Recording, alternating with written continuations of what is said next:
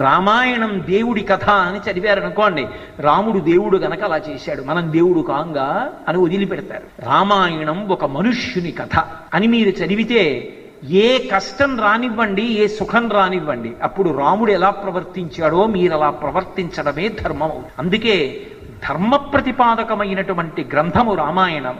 రామాయణము ఎంత కాలము ప్రవచనము చెయ్యబడుతుందో, రామాయణము ప్రజలు ఎంత కాలము చదువుతారో, రామాయణం ఇళ్లల్లో ఎంత కాలం ఉంటుందో, రామాయణానికి పువ్వు వేసి ఎంతకాలం నమస్కరిస్తారో, రామాయణం పిల్లల చేత చదివిస్తారో, రామ కథ చెబుతారో, రామనామం చెప్పిస్తారో, రామనామం వ్రాయిస్తారో, అంతకాలము జాతి యందు మనుష్యత్వము మిగులుతుంది.